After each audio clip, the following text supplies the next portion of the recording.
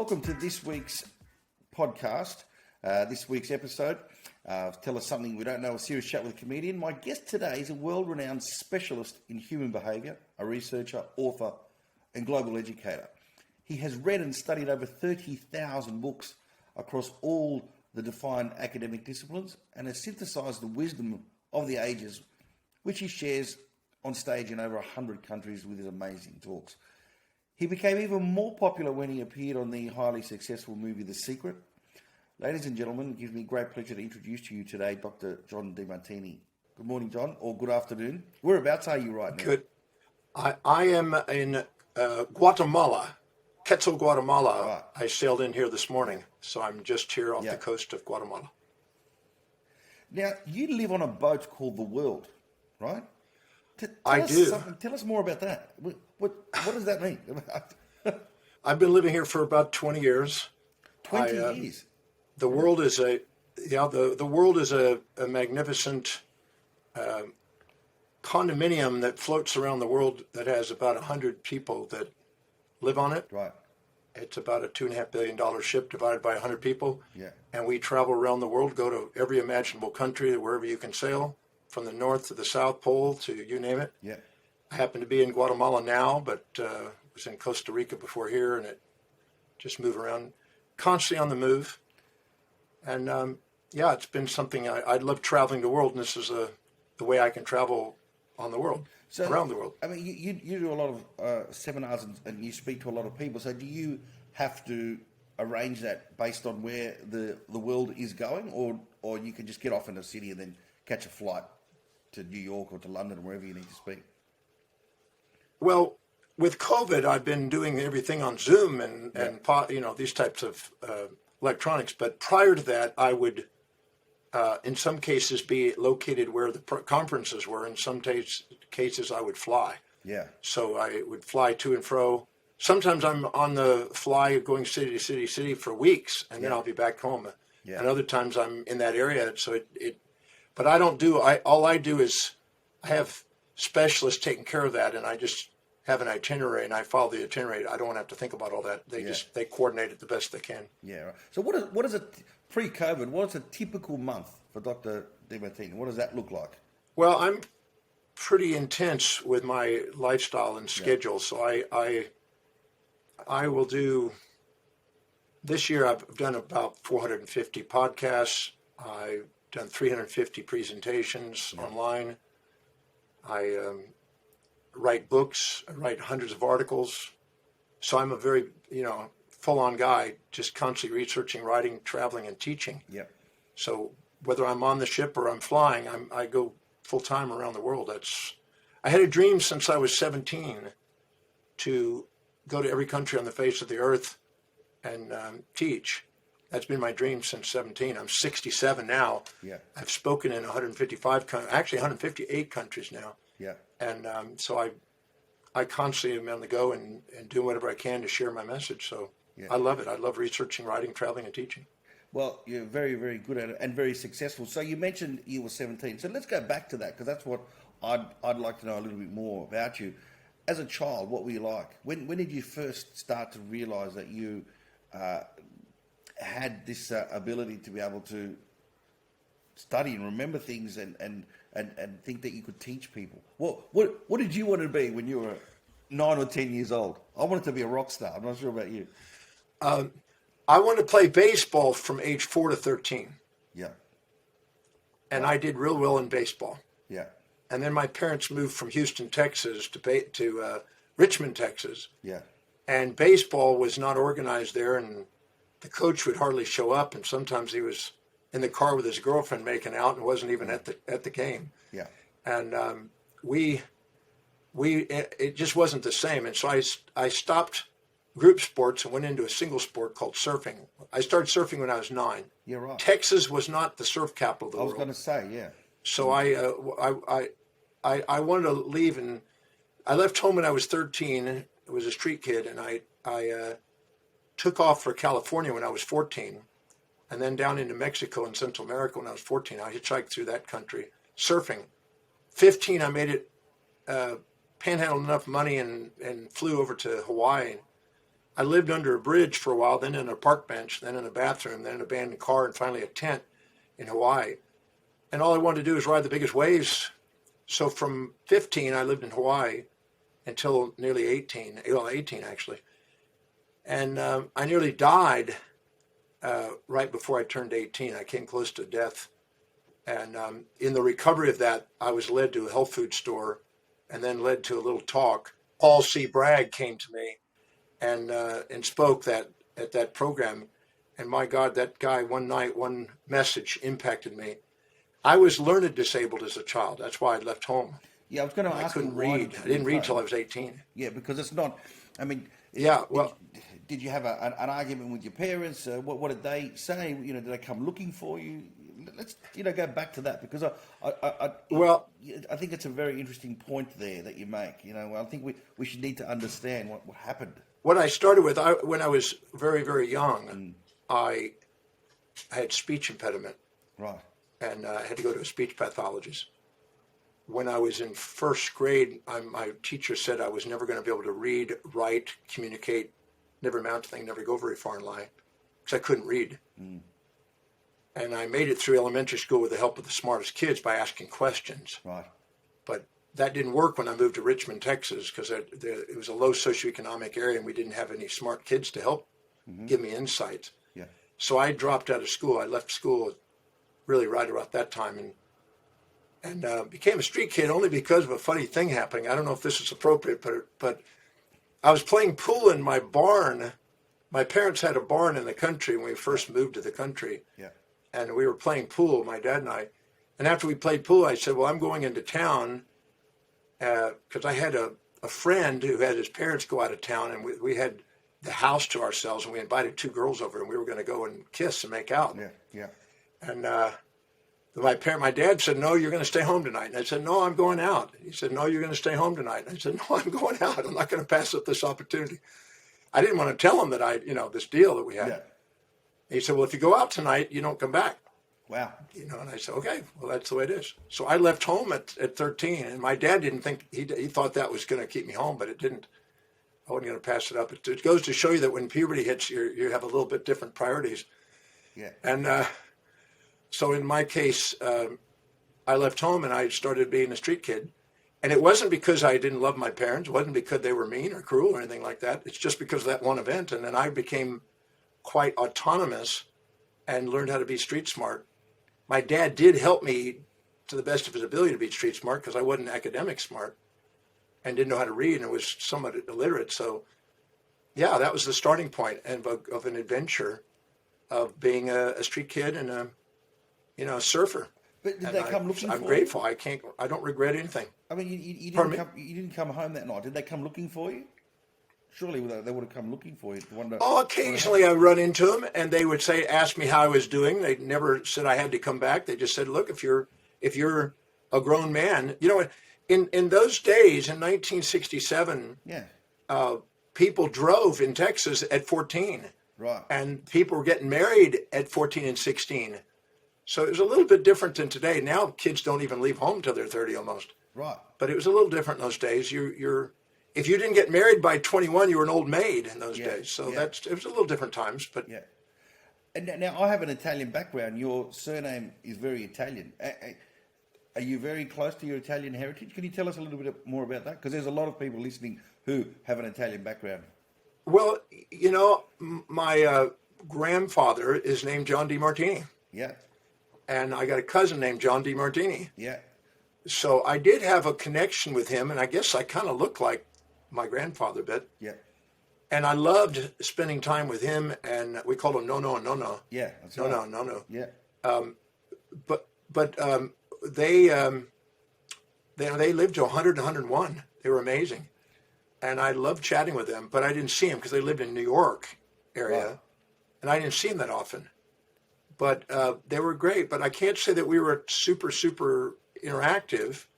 We had a couple of big reunions where the whole family would join up in New York and we'd all get together. But I can't say that we were super, super active. Later on, as I started to get kind of known in speaking, occasionally some of the family would get, connections with me and find out and say, we're listening to you. Yeah. But that's about it. I can't say I've been overly connected, but I did sort of want to go to the location where the great grandparents lived in New York, in Italy, because they were the ones that lived in Italy. Do you know where they came from? You know, I never could find the exact location. It was strange. It was down in southern Italy, but I could never find the exact location. Yeah, right. They told me where it was, but it didn't give me an exact location. It was a farm, so. Yeah, right. My father went from the farm to the city, and then he went to the farm, and I guess I'm a city guy. So was he born? Was your father born in Italy, or was he born in America? I think he was born in America, but his father came from Italy just short before that, so it's really pretty close. Yeah, a lot of the Italians that came to New York came from Sicily, so I think it might be in Sicily. Yeah, because our family's Calabrian. I was in Sicily recently. I sailed past Sicily and Mount Etna and Pompeii and all that just a few months ago. Yeah. So we sailed through there. So going back to so now you're a street kid. You've moved to Los Angeles. You said, and then through to Hawaii. I went to first. I hitchhiked out to L.A. and then Huntington Beach. I lived in Huntington Beach mostly, and up and down the coast. And then I hitchhiked down into Mexico. I got in there. It was interesting. I got across at Tecate. There was a checkpoint there. In those days, it wasn't very, very strict. And the guy was asleep on us what is siesta, whatever it is. They sleeping in the afternoon. Yeah, siesta. And I snuck in, and then I snuck out of Mexico. I was in Mexico and hitchhiking all around there. And in those days, it was pretty lax. We didn't have the Trump border. Yeah. Now, then how did you end up being who you are today from going to Hawaii? So talk to us a little bit about that. You started reading, you were fascinated. Well, that night I met Paul Bragg. Yeah. That night I met Paul Bragg, I had a vision. I don't know, I was in he took us through a meditation. I saw a vision of me overcoming my learning problems. When he spoke that night, it was the first time in my life I thought maybe I could overcome my learning problems and maybe I could someday learn how to read and become intelligent. Yeah. It was a tear-jerking moment when I actually thought I can do that with what I just learned. Yeah. Because it wasn't like I really wanted to be, illiterate. It's just that it wasn't working. I had dyslexia and I just couldn't read and write properly and speak properly. And that was the night it shifted. And then I ended up going back to California, flying back to California, and then hitchhiking back to Texas. And when I got back there, my parents suggested I take a GED, a high school equivalency test. And I purely guessed, and somehow passed this test. It was a miracle. I just guessed. I closed my eyes and I just went with my intuition and put a pencil in darkened in a little circle, and that was it. And I somehow passed. I couldn't believe it. Well, my parents and I were both shocked. I can't believe I now have a high school degree. Right. And that was when I was 18. And so then I tried to go back to college. And when I tried to go back to a junior college, the very first class I got, I failed. I got 27. I needed 72 to pass. I got 27. I almost gave up. So back in those days, you mentioned Paul Bragg, right?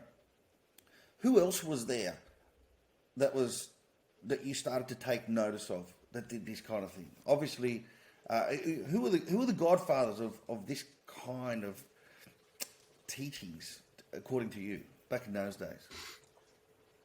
Well, before Paul Bragg, I met him. It's just a week before my 18th birthday, November 18th, 1972. Prior to that, in the summer of 68, when I hitchhiked out to California, I passed through El Paso, Texas, and I met this guy on the street corner who took me to a malt shop to get me a Coca-Cola because he saw me dealing with a confront with some cowboys in the streets with my surfboard and my headband. And he said, that was the funniest dang thing I ever said. He said, are you through with the Coca-Cola? And I said, yeah. And he said, then follow me. I didn't know who this guy was, but there was something about him that was intriguing. I followed this guy a couple blocks, another couple blocks. We went up into the downtown El Paso library. Right. I put my surfboard in my duffel bag in the corner and with a lady watching it. We walked into the library. He sat me down at a table and he said, son, I have two things I want to teach you.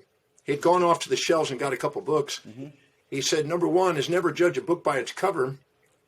He says, because it will fool you. You probably think I'm some old guy on the street, old bum on the street. But young man, I am one of the wealthiest men in the world. I have everything that money can buy. I have planes and airplanes and businesses and homes and, you know, you name it, I got it. He says, so don't ever judge a book by cover. It'll fool you. And then he said, he took my right hand and he stuck it on top of two books that were sitting in front of me that he pulled from the shelves, which was Plato and Aristotle. Yes. And he sat me down and he said, you learn how to read, boy. He said, because there's only two things they can never take away from you, and that is your love and wisdom. So you gain the wisdom of love and the love of wisdom. Today, my cufflinks say love and wisdom. So, and that gentleman turned out to be Howard Hughes. Yeah, right. I met Howard Hughes when I was 14. Wow. So that guy impacted my life there, but I wasn't ready to hear it quite. Right. I wasn't quite ready at the time. It wasn't until I was 17 that I realized that I want to dedicate my life to the love of wisdom, the wisdom of love. And so that's really the cornerstone of everything I'm dedicated to today. Yeah. So those two guys had an impact. Yeah. Then I met another teacher. When I was 23, I met this gentleman who was 35, had 6 PhDs, who was extremely brilliant Indian man. And I sat kind of at his feet and listened to this guy, you know, night after night, and learned everything I could about human behavior and the human existence. And he was a Vedantic student and a mystic, and had PhDs in physiology, psychology, philosophy, healthcare. He was a doctor. He was an amazing guy. So I sat at his foot and learned a lot from him. Then I met another guy named Jim Parker, who taught me about business. Yeah. But besides all of the thousands of books and the greatest minds and Nobel Prize winners and great philosophers and great leaders that I've been devouring, there have been key elements that have added little bits and pieces. Then I came up with a guy that was a very wealthy billionaire that taught me about finance. And so I've had many mentors along the way that I've broken bread with. So I'm very grateful. Yeah, I think people would be interested to know that. And so you've started to meet these people. You're reading all these books. At what point then do you start to teach? And what was that first? Oh, my first student was a 375-pound Afro-American woman that came up to me and asked if I could teach her yoga. Right. Why? Because you were practicing yoga at the time? Why? I was practicing yoga in the library. Right. I was practicing yoga in the library, and she wanted me to teach her. That was my first student. She was lovely. Yeah. Then my second student was an Iranian Persian gentleman who wanted me to teach him meditation. Right. My third and more students, there's about 17 students, asked me to teach him algebra because I was starting to excel now. Yeah. I was 18 at the time. Yeah. And then by the time I went on to the University of Houston, I started having, I was doing yoga in the field, in this grassy, treed field under the trees at lunch. Yeah. And people started gathering around and asking me questions. And it was swelled to 100, 150 people, sometimes 400 people a day, every day. They'd come and gather there from the school. And I started teaching there. And if it rained, we were in the cafeteria, and I started getting a following. By the time I was 20, I had a following of students, 100 to 150 students a day. And then when I went on to professional school, I started teaching 6 and 7 nights a week. And then every opportunity I could, I placed out of classes, and I started teaching some of the classes I was taking. I started teaching wherever I could, any opportunity I could. By the time I got into practice in 1982, I had my own TV show. I was doing radio interviews. I was doing teachings almost every single night of the week. And I never stopped. It kept growing from city to state to nation and now all over the world. So I just have been on a relentless pursuit of my master plan. And I love it. I'm just as inspired today as I was when I was 17. I saw my vision. I still have that vision. I could show it to you. I got a painting of the vision that I saw when I was 17. I could show it to you if you, well, I'd have to bring it up. But it's amazing. It's just a vision of me speaking in front of 1 million people with every iconic building from every major city in the background behind me. And I'm here with a message to the world. And it sits in my office and I look at it. Yeah, and you painted that, or you saw that somewhere, and you said, "I have to have this." I saw that. Yeah. I was in Melbourne, Australia. We had about 1,400 people in a class I was teaching there. Yeah. And there was a guy there who was a famous painter, Andrew Tischler. He's an amazing painter. Yeah. He's from Melbourne, and he he came up to me, he says, that was the most inspiring, tear-jerking message and story you gave. And I have to paint it. May I paint that for you? And I said, I would love to see that painted. Wow. And this guy, from my speech, painted what was in my mind. It was unbelievable how he captured it. And it's in my office. It's a 5-foot by 4-foot painting sitting in my office because of that inspiration. Well, do you know that we are right here now? We're in Melbourne, Australia. This is where I am. Yeah. I'm not sure. Yeah. Right. Well, my wife was from Melbourne. Right. My former wife, she passed away. She was. I don't know if anybody knows, but Athena Starwoman was my wife. We were together for about 14 years. Yes, of course. Yeah. Yeah. Well, I remember. I'm 47, and I remember her because she was on TV a lot. In Australia. Yeah, Bert Newton. We used to do the Bert Newton show a lot. Yeah. And Bert obviously passed away, as I'm Channel sure 10 now. He passed away a couple of weeks ago, which was sad. And so going on to your family life, are you married now? Did you remarry? No, when Athena passed, I've never remarried. I have dated a few girls. Yes. I dated a few girls along the way. In fact, my girlfriend from Istanbul is here with me now. Yes. She's the one that just gave me the message. All right. Okay. Yeah. I got delayed there. Yeah. But yeah, I haven't been remarried, but I've had 4 girlfriends since then. Yeah. And they've been lovely, and I dated ones for a different number of years, but I have not remarried yet. Yeah. And did you have children with Athena? We never had children. I had a wife before her that I was with for about 8 years. Yeah. And have 3 beautiful children, 37, 34, 31. Well, they're just at the cusp of that. Yeah. And one of them is in fashion, one's in YouTube video personality, and one is teaching along with me. So she teaches with me. Yeah, because I was going to ask if any of them, taking on the family business. Well, they all work.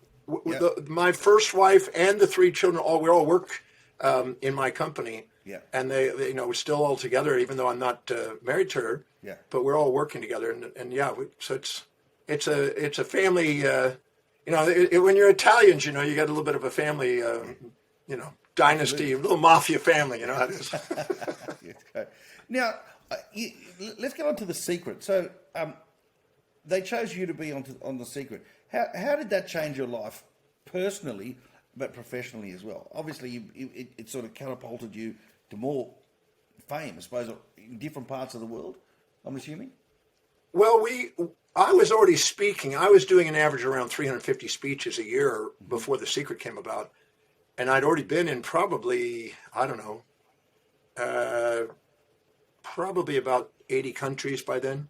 Yeah. When The Secret came out, it definitely had a spike. At 1 year in 2008, I think, or 7 or something, I did 426 speeches in a year. I was incredibly busy. Yeah. Did 1,000 interviews and very busy schedule.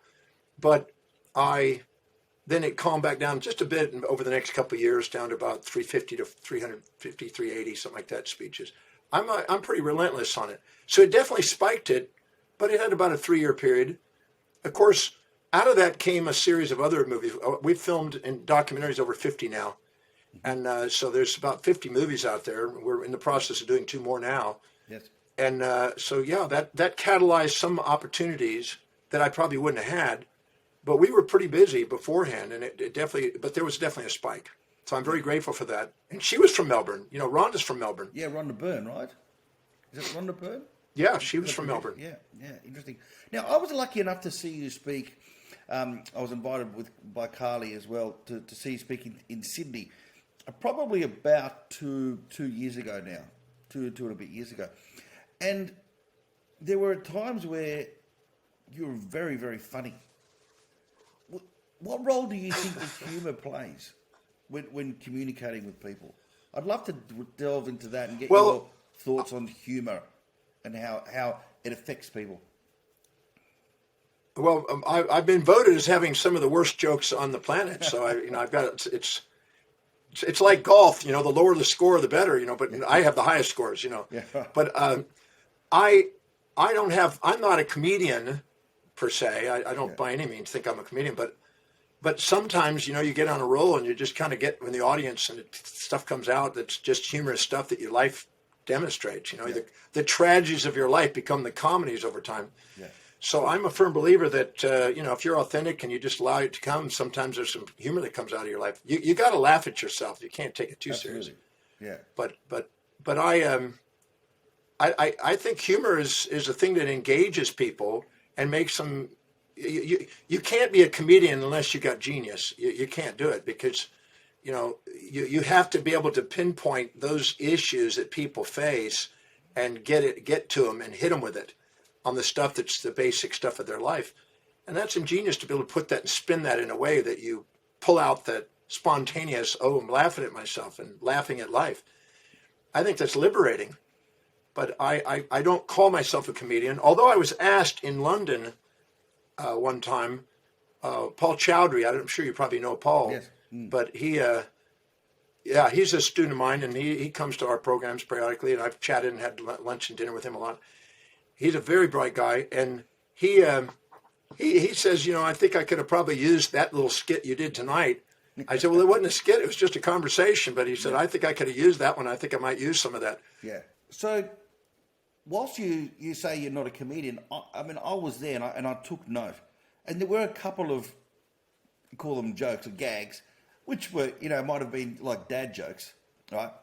But I do distinctly remember thinking to myself, that's really funny. There was some, and obviously the guests that were there laughed loud and for a good 20 or 30 seconds, which is what stand up does. It evokes that same reaction. So definitely there are some things. Are they rehearsed or was it spontaneity? They're just spontaneous. I do sometimes notice ridiculous things. I'll tell people, the purpose of marriage is not happiness. It's to find somebody to delegate low priority crap to for cheap labor value. And the purpose of marriage is to help put you to sleep at night because they talk about things that are boring to you. I joke and have a go at some basic stuff that people take serious. And if it works, I try to remember a few of them and I'll throw them back out there again. But some of them are just spontaneous. I don't have any plans. I have no pre-script anything. I've never scripted a talk in my life. Mm-hmm. So I'm just a guy who has researched and I'm just trying to share from my heart. That's it. I don't have any pre-script anything. Yeah. And also on that same night that I saw you actually got emotional. And I thought that was very, very interesting. You were talking, I can't remember exactly what you were talking about, but it did get to a point where you choked up. And I thought that was very, very interesting as well, because I've never seen that before. It's hard for me not to sometimes, depending on what the topic that comes up. Sometimes when people ask me questions and I tell a story or about my life or whatever, I'm very grateful because I could have died and I could have been, I've come close to being, I've been shot at, I've been stabbed, I've had a lot of interesting things living on the streets. And I'm very grateful for my journey. I wouldn't have it any other way. But there's some moments and there's some stories in my life that if I talk about it, I'm just so grateful that I made it through that and came out and get to do what I do today. Yeah. What would you say is, out of all your achievements, what are you the proudest of? Well, I don't know if I'm proud of it. I'm grateful for it. But I think my method on conflict resolution is probably the most significant thing that I've contributed. I call it the Demartini Method. I've been sharing it now I have about 7,000 people that I've trained around the world that are using it in various capacities. I've introduced it to businesses and companies and governments and educational systems. So that's probably the most significant thing I've contributed. And the second most is probably the value application systems that I put together and value determination process. That's being used around the world too.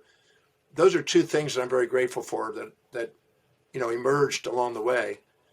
But I'm constantly trying to make contribution in various capacities to help people live more extraordinary, inspired lives. I wanted to master my life since I was 18, and I love helping people do that with their lives. Take command and live by design instead of live by default. So I'm a Yeah. firm believer you can structure your life and create your life. My life was designed, and I'm living the design that I set out, and I'm perfectly, believing that that's a doable for anybody that wants to set their mind. We just don't. Yeah. We sometimes don't get taught the principles to do it, and we don't believe we can do it, but we can. Yeah. So can you just? I know I'm very conscious of time. We could talk for hours and hours and hours. But what for those of you listening, who have never seen you or don't know much about your principles, can you just summarise those for us? All right. Well, every human being. Yeah.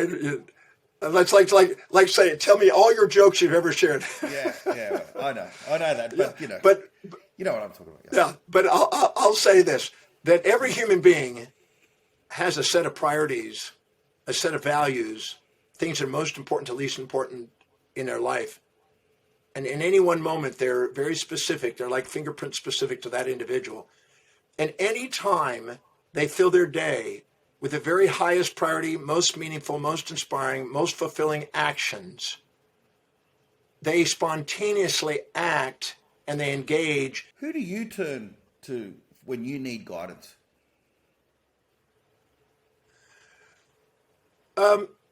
Most of the people that I've turned to are the great writers and thinkers, and a lot of it has been from my reading. Yeah. But I do have various mentors that I've met along the way that on occasion I will get together and we'll chat. But I'm also a believer that I can't have a problem that I can't solve. It's just a belief that if I'm brought through it and to it, I can get through it.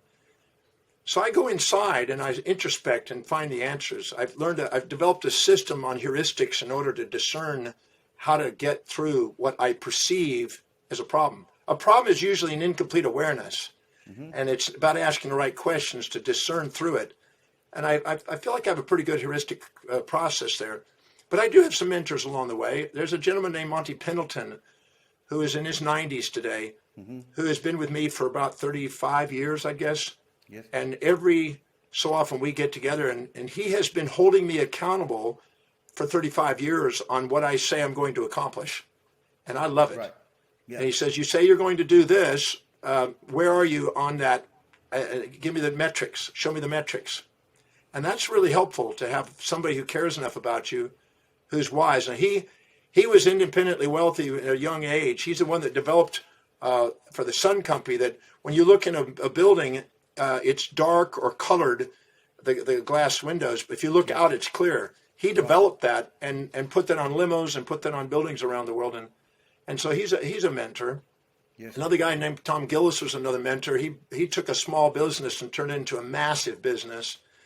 Then there's people that are, philosophers that I know that are scholarly philosophers. And then Freeman Dyson, before he passed away, was a mentor in the field of physics and astrophysics.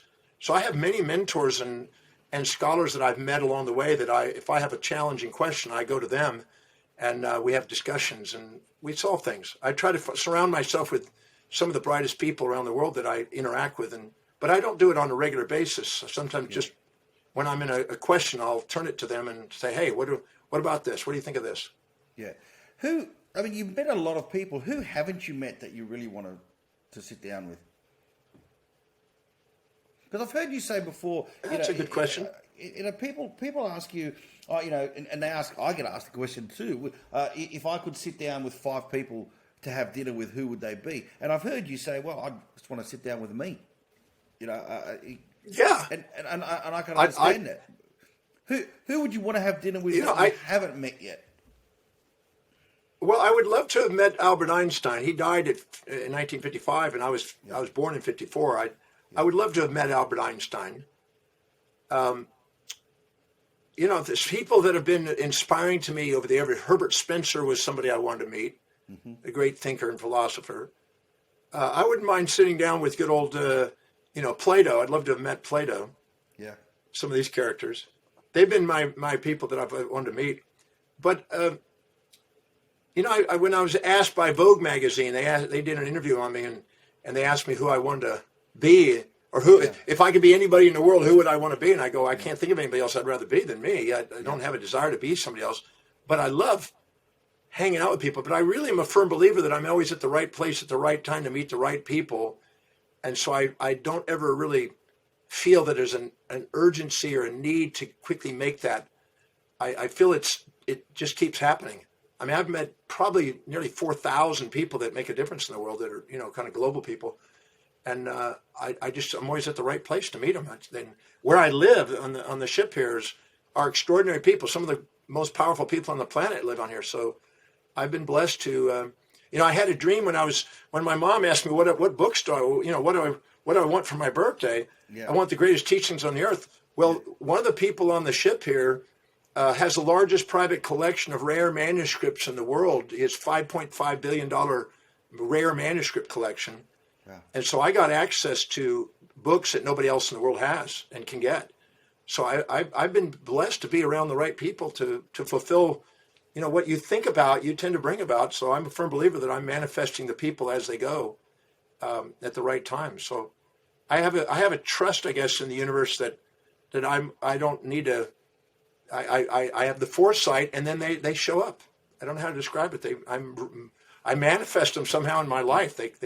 I'm sure you do the same. You do your amazing presentations, and then they show up in the audience if you've been thinking about them. They show up, or they contact you, or they want you to do a performance. It's just synchronous. Yeah, I enjoy reading too, but I've never met anyone who's read that many books. Is it easy to answer this question about if you were to go back, which books really changed you? That you read that you went, wow, okay, now this has made me see something really different than I've never seen before. I've got to follow this. People ask me what books would I recommend, and I tell people there are two continuous volumes. It's really one big text, but it's two continuous volumes. It's called it's in the series of the great books of the Western world. Mm-hmm. And it's called Syntopicon Volumes 1 and 2 by Mortimer Adler. Mortimer Adler. And it's Syntopicon, Syntopicon, Volumes 1 and 2. It's the first two books of the series of the great books of the Western world by Britannica. And I personally believe those are the two greatest books a human being will read on life. It's the most important questions and answers by the most significant thinkers over the last 2,000 to 3,000 years. And it's a summary and condensation and synthesis of those ideas and those thoughts. It's the best book I know. So I tell people to just read that and read it over and over again and just devour it. And I first read it, I think I was 21. It's 2 volumes. And then I've devoured it off and on. It's on my computer, so I go through it and periodically look at it and over over. During these tough times of COVID, some people have not been able to cope. So what is your advice for those people to help drop the emotion of fear during these uncertain and challenging times? Well, fear is an assumption that you're about to experience through your senses or imagination more pain and pleasure, more loss than gain, more negative than positive from somebody or some situation. And it's not real. It's just your perception. We're not a victim of anything on the outside. We have control over perception, decisions, and actions. And if we take command of our perception, decisions, and actions, the world around us doesn't run us, we run us. And so I'm a firm believer in asking a question. No matter what's happening in your life, how is it helping me fulfill my mission? How is it helping me do what is most meaningful, most inspiring, most important in my life, and to serve the ever greatest number of people?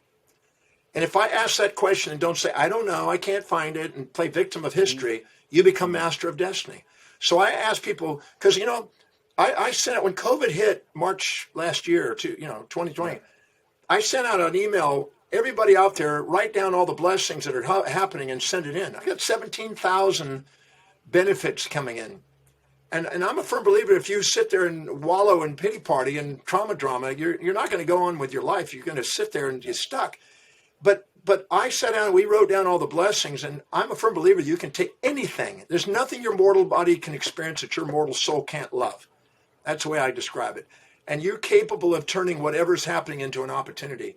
And I just tell people to stop right now, quit running the story, quit comparing your current reality to a fantasy the way it was in the past or the fantasy about how it's supposed to be in the future, and get grounded right now and ask how specifically is what's happening right now helping me fulfill my mission. If you answer that and don't stop and answer 20, 30, or 40 times, you'll be fueled and on fire with a creative new insight that will take you and give you an advantage you would never have if you didn't ask that. Well, I'm glad that you told us that, because when I heard you speaking, one of the first times you had said that, and you used the analogy of someone who had gone through abuse when they were younger, and they had used it in a negative way instead of, from what I recalled, there was a young lady who had been abused, and she then, because of that, had left her parents and was looked after by an auntie, and the auntie gave her a life that she never would have had she not been abused. Okay, it's not very nice that she was, but it's given her this new life that she would never have had, but she never saw that. And that stood out to me, so I'm glad that you brought that up. Yeah, nothing. I would say that nothing's ever missing in life. We have this idea that I missed out on this, I missed out on this. I said, no, it's in a form you're not honoring because you're comparing it to a fantasy form about how you wish it would be instead of honoring the way it is. The magnificence of life the way it is more powerful than the fantasies we keep imposing on it. Appreciate life as it is, and when you're grateful for what is, you get more to be grateful for. Yeah, that's fantastic. I'm glad that you shared that with us. My last question to you is, what do you do every day to live your best life? Very simply, I do what I love doing, which is research, write, travel, teach. I have delegated everything off my plate. I haven't cooked since I was 24. I haven't driven a car since I was in 32 years. I delegate every single thing to specialists. I don't cook. I don't do administrative. I don't do anything. Everything is automated or delegated, so I can spend my day doing exactly what I love to do: research, write, travel, teach. That's it. I have it simplified, and so I do that every day. I am doing podcasts every day, writing books, writing articles, doing presentations every day. That's what I love doing. So I structured my life so I could travel the world on my ship and just do that, and that's how I do it. Well, that's fantastic. Thank you very much for being a guest on my podcast. When are we going to see you in Australia next? That's a good question. Whenever they open those the borders and let us all in there, I'll be there. I'm not sure exactly when that's going to be because it keeps going up and down. Now we got Omicron and all the other ones. But, I'm a firm believer that no matter what happens, whether I'm traveling there live or traveling there in Zoom, I mean, we'll work with what we've got and use it to the greatest capacities. And when the doors open up, I'll be there because I love being in Australia. I think it's like a second home to me. Yeah, it's a great place. It really is a great place to be. I look forward to meeting you personally when you do come back. I'm sure that Carly and Dom will organise that. And thank you very much once again, and have a good week. Thank you for the opportunity to be on your show. Thank you.